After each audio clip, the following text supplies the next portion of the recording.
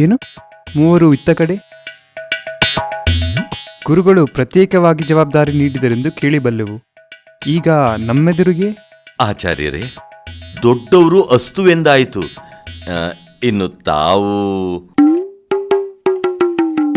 ತಮ್ಮ ಮಾತಿನ ಗೂಢ ಏನೆಂದು ತಿಳಿಯಲಿಲ್ಲ.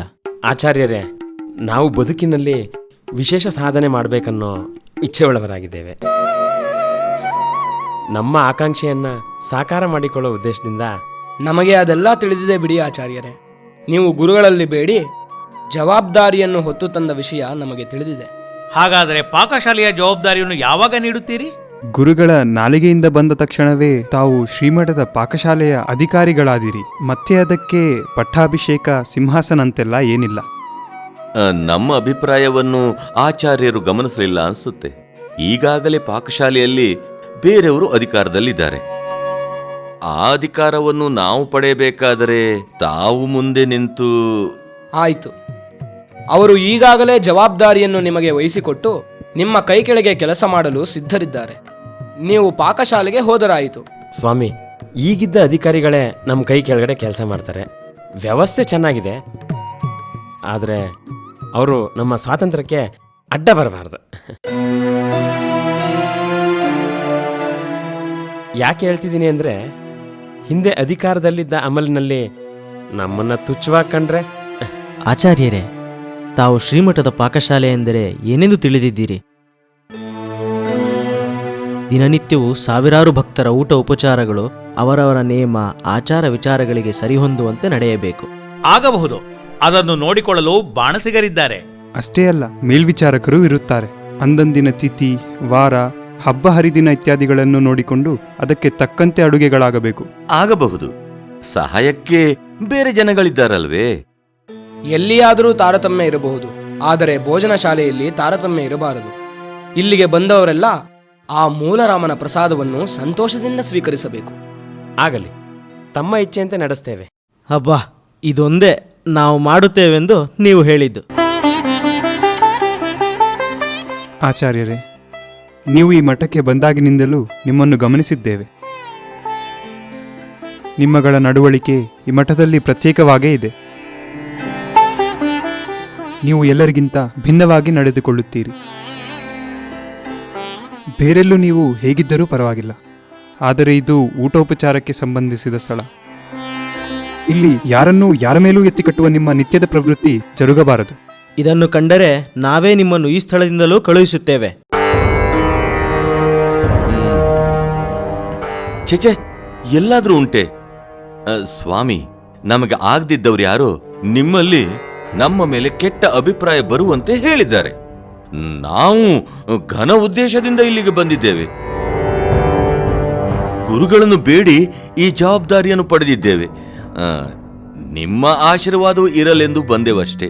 ಇರಲಿ, 4 ದಿನ ಕಳೆದರೆ ತಿಳಿಯುತ್ತೆ. ಹೋಗಿ, ಇಂದಿನಿಂದಲೇ ಜವಾಬ್ದಾರಿ ತೆಗೆದುಕೊಳ್ಳಿ.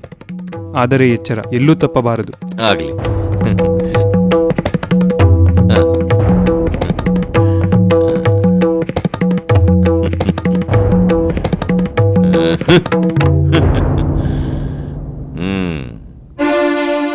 ಇವರು ನೋಡಿದ್ರೆ ಎಳಸುಗಳು ತರ ಇದ್ದಾರೆ.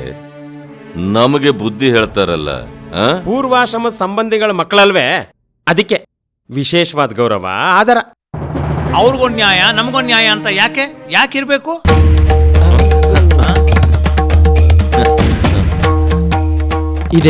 ಇದನ್ನೇ ನಾವು ಬೇಡವೆಂದದ್ದು.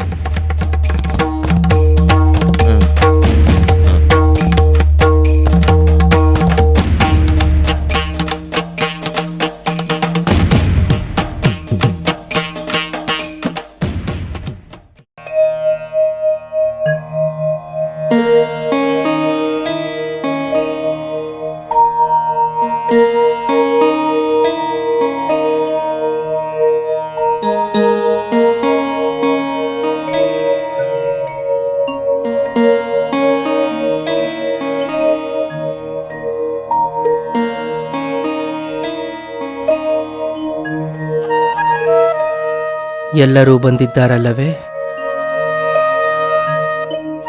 ಎಲ್ಲರೂ ಗಮನದಲ್ಲಿಟ್ಟು ಕೇಳಿ.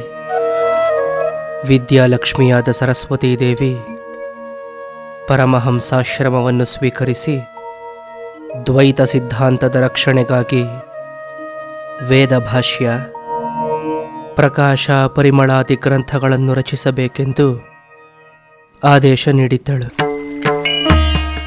ನಮ್ಮ ಹಿರಿಯ ಗುರುಗಳಾದ ಶ್ರೀ ಶ್ರೀ ವಿಜಯೇಂದ್ರ ತೀರ್ಥರ ಅಭೀಪ್ಸೆಯೂ ಅದೇ ಆಗಿದ್ದಿತ್ತು. ನಾವು ಪೀಠಾಧಿಪತಿಗಳಾಗಿ ಬಹಳ ವರ್ಷಗಳಾದವು. ಈ ಅವಧಿಯಲ್ಲಿ ಶ್ರೀ ಹರಿವಾಯು ಗುರುಗಳು ನಮ್ಮಿಂದ ಅನೇಕ ಗ್ರಂಥಗಳನ್ನು ರಚನೆ ಮಾಡಿಸಿ ಅನುಗ್ರಹ ಮಾಡಿದ್ದರೂ ಅದೇಕೋ ಏನೋ ವಾಗ್ದೇವಿಯ ಆಣತಿಯಾದ ವೇದಭಾಷ್ಯವನ್ನು ರಚಿಸಲು ಸಾಧ್ಯವಾಗಿಲ್ಲ.